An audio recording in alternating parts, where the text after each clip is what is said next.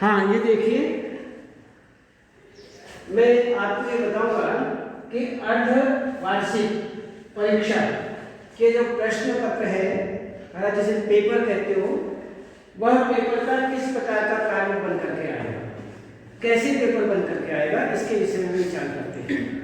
तो इसमें सबसे पहले हम देखते हैं कि आपके पास में एक पेपर आएगा। पेपर में सबसे ऊपर कौन सा एग्जाम है, जिसे आप हाफ ईयरली एग्जाम बोलते हैं, उसे हम अर्धवार्षिक परीक्षा कहते हैं। हो गया, वहां कोई भी पूछने की आवश्यकता ना पड़े, इस बात का ध्यान रखें। अर्धवार्षिक परीक्षा का जो वो पेपर है वो किस तरह का, कितने खंडों में आएगा, कैसे आएगा, कौन सा प्रश्न कहाँ आएगा, ये सब बात समझेंगे। तो हम सबसे पहले देखते हैं कि निर्देश लिखा हुआ होता है, नीचे लिखे हुए सभी प्रश्न करने अनिवार्य हैं। स्वच्छता, सफाई का विशेष रूप से ध्यान रखें, अर्थात कोई गलती नहीं लिखेगा और गंदा नहीं लिखेगा, इसका विशेष रूप से ध्यान रखेंगे। इसमें आगे फिर वहीं से खंड शुरू हो जाता है। इसमें खंड सबसे पहले आता है खंड क। खंड क प्रश्न नंबर 1, सबसे पहला खंड जो है क, उसका पहला प्रश्न अपठित गद्यांश।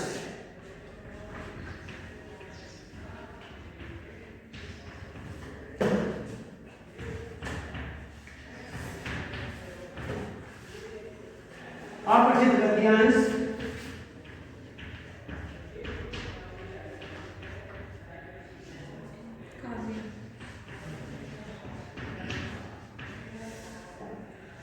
अपठित काव्यांश, इसके अंदर केवल 2 आते हैं। दोनों में सिलेबस किस तरह से है, कभी कभी क्या होता है, इसमें परिवर्तन होता रहता है, अलग अलग, कभी 2 आ जाते हैं, कभी 1 ही आता है, हमेशा 2 आते रहे, बीच में 1 आ गया, अब भी शायद 1 ही आएगा, 1 आएगा। उस 1 में जो आएगा वह अपठित गद्यांश आएगा। यदि किसी कारणवश ये नहीं आता तो काव्यांश नहीं आता, ध्यान रखना, काव्यांश, अपठित काव्यांश। गद्यांश निश्चित रूप से आएगा, ठीक। यदि किसी कारणवश 1 में आकर के दोनों आते हैं तो आप सहज दोनों करेंगे, आप दोनों करेंगे, और यदि 1 आता है तो 1 करेंगे, सीधी सी बात। तो अब देखना है उसका प्रश्न किस प्रकार से बनकर के आता है। अधोलिखित अपठित गद्यांश को ध्यानपूर्वक पढ़कर नीचे दिए गए प्रश्नों को उत्तर दीजिए, अर्थात नीचे दिए गए प्रश्नों के उत्तर दीजिए। ये प्रश्न बन करके आ गया। आप बहुत अच्छी तरह से गद्य को पढ़ेंगे, गद्यांश को पढ़ेंगे, और पढ़ करके नीचे प्रश्न दिए हुए हैं उनको एक एक प्रश्न पढ़ेंगे और उसमें से उत्तर निकाल करके अंडरलाइन कर देंगे, रेखांकित कर देंगे कि अच्छा ये प्रश्न नंबर 1 का उत्तर है, आप ये निश्चित कर लेंगे और उसमें निशान लगा दीजिए। 5 प्रश्न हैं तो उनमें सब में निशान लगा दीजिए, ये पहले प्रश्न का उत्तर है, ये दूसरे प्रश्न का है, तीसरे का, ये चौथे का, ये 5वें का, निश्चित हो गया, फाइनल बिल्कुल। और उसके बाद 5 उत्तर आप सहज, एक ध्यान रखें, खंड का लिखना जरूरी है। खंड के प्रश्न कौन सा है, प्रश्न नंबर 1 अपठित गद्यांश है, लेकिन उसके जो नीचे प्रश्न दिए हुए हैं उनके कौन कौन से प्रश्न नंबर हैं। प्रश्न नंबर 1 है, 2 है, 3 है, 4 है, 5 है या उसमें कै खे गे घे ग दिए हुए हैं वो लिखने हैं, या उसमें first second third fourth fifth लिखा हुआ है वह लिखना है। जो जैसा उसमें लिखा हुआ है आपको भी वैसा ही लिखना है, गलती मत करना। उसमें कै खे लिखा हुआ है और आप फर्स्ट सेकंड थर्ड फोर्थ लिख रहे हैं, या उसमें फर्स्ट सेकंड थर्ड फोर्थ लिखा हुआ है आप कै खे गे घे लिख रहे हैं, ऐसी गलती मत करो। इस बात का हम ध्यान रखें, ठीक है। ये हुआ आपका पहला प्रश्न अपठित गद्यांश। उनके आप सहज उत्तर देंगे। ऐसे ही अपठित गद्यांश यदि आता है तो आपको उसका आंसर देना है, ठीक। अब आगे बढ़ते हैं। आगे खंड आता है ख। ख खंड। अब इसमें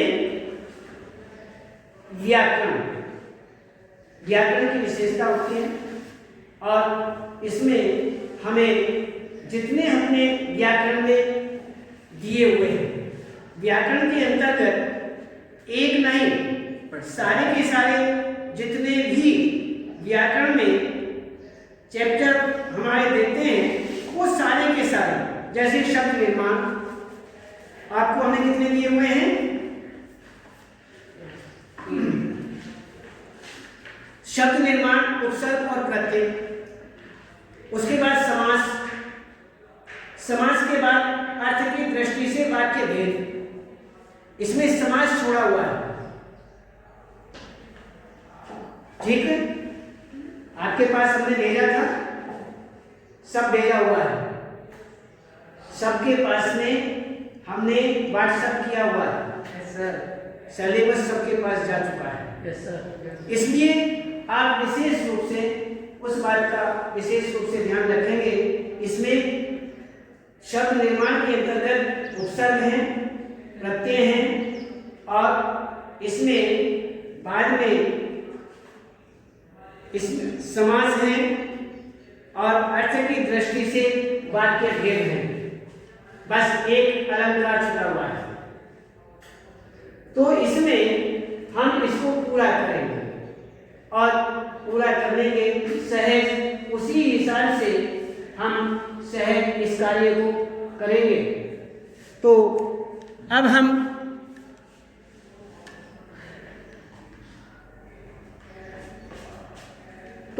इसमें हम सहज इस बात को देखते हैं। तो अपठित काव्यांश और अपठित गद्यांश जी हुआ। तो अब आगे व्याकरण की बात कर रहे थे। दूसरा खंड, ये जो खंड आता है इसमें आए 3 शब्द निर्माण, उपसर्ग, प्रत्यय, समास और अर्थ की दृष्टि से वाक्य भेद, ये इसके अंदर आएंगे। और एक ध्यान रखेंगे, ये लगभग इसमें 5 5 4 4 5 5 प्रश्न एक से आएंगे। बहुत छोटे छोटे होते हैं, ज्यादा बड़ा उसमें होता नहीं। जैसे यही प्रत्यय उपसर्ग है, मान लीजिए कुछ शब्द 1 2 2 4 शब्द दे दिए और कहा कि इसमें उपसर्ग लगाइए, या उपसर्ग ही दे दिया, जैसे अनुपसर्ग दे दिया, ये उपसर्ग दिया है, कहने के इससे 2 शब्द बनाइए, नए शब्द बनाइए जिसमें अनु लगता हो, उपसर्ग लगता हो, अनु उपसर्ग है। अब ये ई दे दिया, मान लीजिए है, कहा ये प्रत्यय है, इस प्रत्यय से 2 शब्द बनाइए, या फिर वो 2 शब्द दे दिए, कहा कि मूल शब्द और प्रत्यय अलग अलग कीजिए। कोई ज्यादा टाइम नहीं लगता है इसमें, तो नजर उसके शब्द के ऊपर पड़ी और आपने पूरा किया। सर जब अलग अलग करेंगे 2 शब्द को सर उनके बीच में अलग अलग करना पड़ता है, हमें अलग अलग ही करना चाहिए, ये नहीं एक शब्द। जैसे इसमें हम प्रत्यय के विषय में आपको कुछ, जैसे कलाकार शब्द है, बलवान है, कलाकार है, जैसे कलाकार कलाकार ये शब्द है, इन्होंने कहा कि इसमें से आप मूल शब्द और प्रत्यय अलग अलग कीजिए। तो आप यहाँ लिखेंगे मूल और यहाँ लिखेंगे प्रत्यय। ये मूल और प्रत्यय आपने लिख दिया। अब इसमें जो इसमें से प्रत्यय है वो प्रत्यय के नीचे लिख दो, मूल शब्द के नीचे मूल शब्द लिख दो। इसमें क्या बात है? ये हुआ करा और काल। सर अगर ये हमारा कि इसमें से प्रत्यय तो बलवान, जैसे बलवान, बलवान इसका मूल बल और प्रत्यय बल वान। और वान।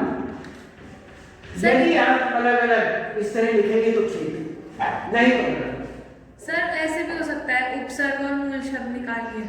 हाँ बिल्कुल आएगा। ये तो मैंने प्रत्यय के विषय में दिया, ऐसे ही उपसर्ग के विषय में आएगा। अनुराग, अनुराग शब्द है, कहने की इसका उपसर्ग निकालिए, मूल शब्द निकालिए। अनु उपसर्ग और राग राग, अनुराग। तो ये अलग अलग हो गए। आप लिखेंगे और लिखने के बाद उन्हें अलग अलग कर देंगे। ठीक है, बस यही है। तो इस तरह के शब्द बन करके आएंगे प्रत्यय उपसर्ग आदि के प्रश्न। तो इसमें 4-4, 5-5 प्रश्न बन करके आते हैं और ये हमेशा ही आते हैं। तो 4 प्रश्न निश्चित होते हैं, कम ज्यादा हो जाए हैं वो बात अलग है, लेकिन 4 निश्चित होते हैं। 16 नंबर की व्याकरण निश्चित होती है। 10th में भी, 10वीं में भी ऐसा ही होता है। तो आप 10वीं ही मान करके चले, 9वीं और 10वीं तो एक ही लगभग माना जाता है। तो इस बात का ध्यान रखेंगे, ठीक है। तो इसमें ये हुआ हमारा खंड ख, खंड ख व्याकरण। व्याकरण। तो अब देखना है खंड ख के बाद व्याकरण के बाद में आता है एक खंड खंड ग। खंड ग आता है। अब ग खंड जो है हमारा स्थित और कृति का 2 का है। अब देखिए आप स्थित में किस प्रकार से आपको हम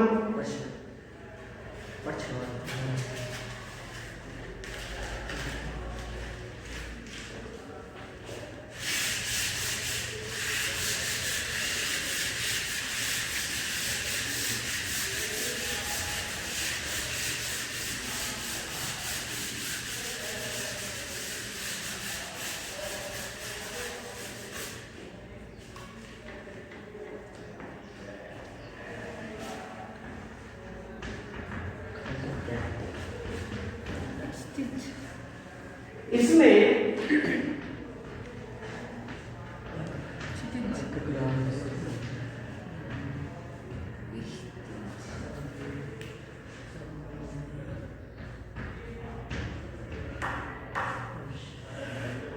अब ये बिंदी लगाने लगे, ऊपर अंक आने लगा, समझ गए? Yes sir. सभी में अंक देने लगे। नहीं ये सम म और न बनता है, लेकिन अब इसी तरह की जो आने लगे। Yes sir. पहले कैसे लिखे जाते थे? संबंधी। संबंधी पहले ऐसे लिखते थे। सर जो आधे आधे होता है उनकी जगह बिंदी लगाने लगे। बस हाँ, ये अंक लगने लगा। अब ये कैसे लगता है, कैसे लगता है, तो बहुत अलग विषय हो गया। व्याकरण में सारी चीजें आती है, वैसे ही नहीं। यहाँ मैं आता है, संबंधी में मैं आता है, यहाँ मैं आता है, क्यों आता है, कैसे आता है, नियम अलग अलग है। अर्थ संबंधी जो आप पूछ रहे थे, अर्थ संबंधी प्रश्न, वो अब आ गया। ठीक है, तो इसमें आपके सामने यहाँ काव्यांश, गद्यांश,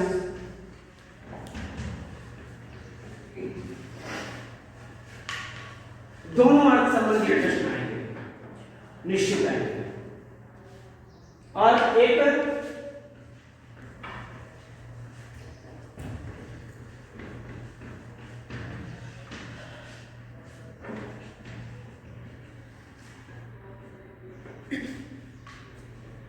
काव्य सौंदर्य,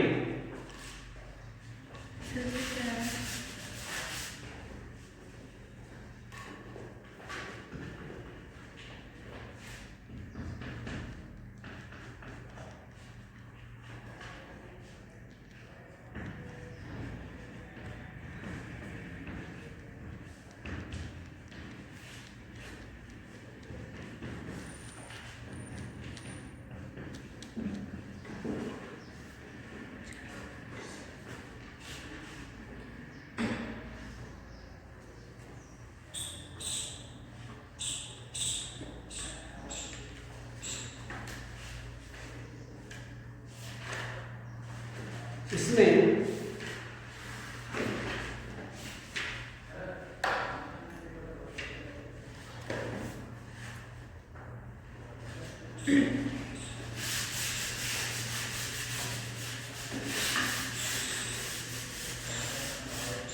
देखिए, तो ये हुआ अर्थग्रहण। आपके सामने एक गद्यांश आएगा, सर आप ही लिख कर दोगे पेपर किताब से आएगा, पठित गद्यांश होता है। सर पेपर में लिखा हुआ आएगा या सर वैसे ही? भाई करके आना चाहिए, इसमें उत्तर नहीं है। बात नहीं सर लिख कर देगा। सुनाई नहीं दिया।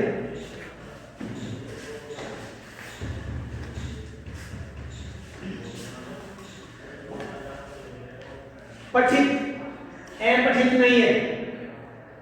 अपठित कहते हैं जो पढ़ा हुआ न हो, यस पठित कहते हैं जो पढ़ा हुआ हो, उसे पठित कहते हैं। जो आपने किताब का सिलेबस आपका है, समझिए। वो जो पढ़ा हुआ है उसमें से गद्य बन करके आएगा। कहीं से कोई भी गद्य आएगा, पाठ में से का गद्यांश दे दिया जाएगा, कोई पैराग्राफ बना करके दे दिया जाएगा, तो तुम्हारी किताब का ही होगा। और उसका जो अर्थ है, उसके नीचे, उस गद्य के नीचे 3 प्रश्न लिखे हुए होंगे उस गद्य से संबंधित। समझ रहे हैं? गद्य से संबंधित प्रश्न लिखे हुए होंगे। अब वो प्रश्न आप पढ़ेंगे और उत्तर देंगे। समझ गए?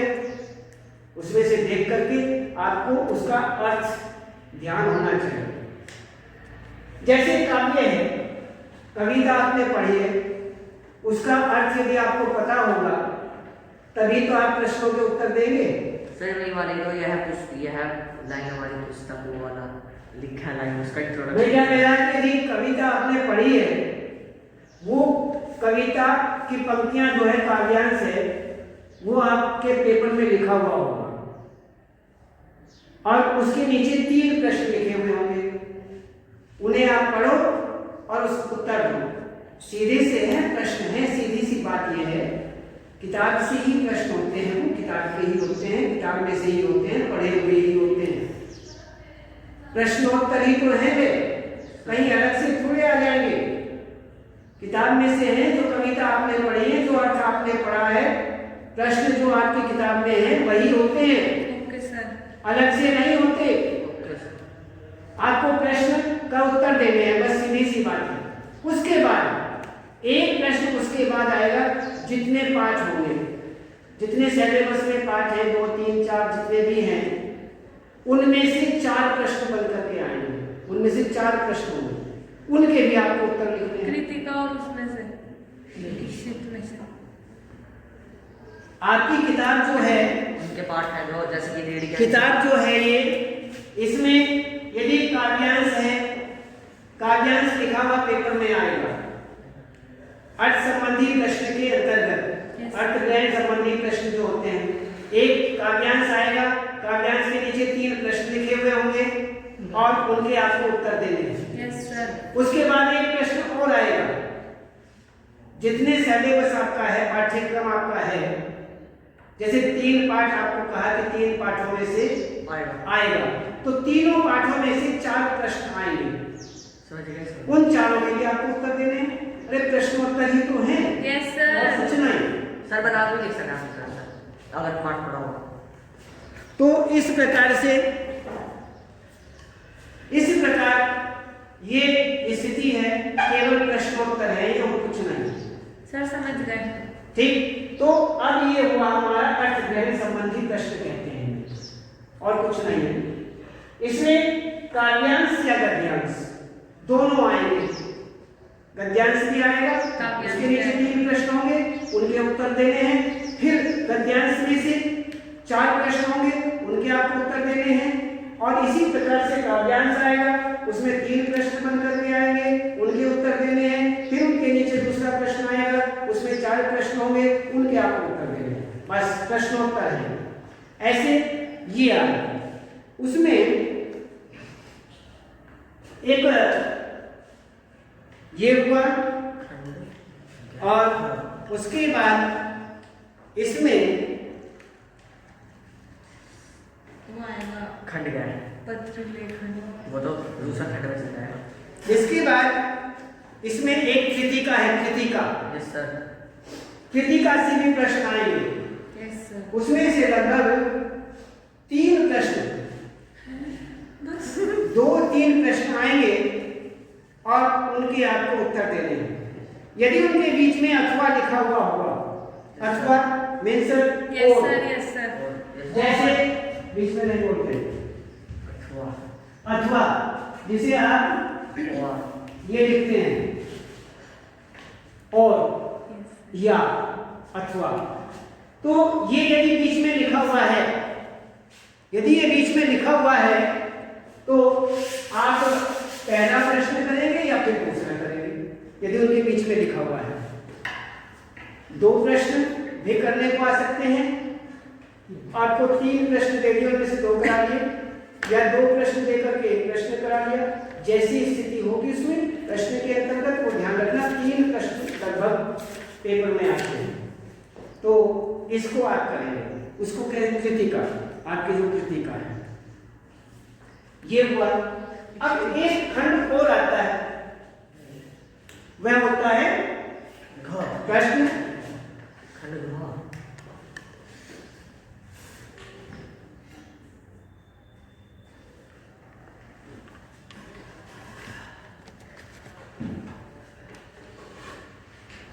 एक प्रश्न खंड घ।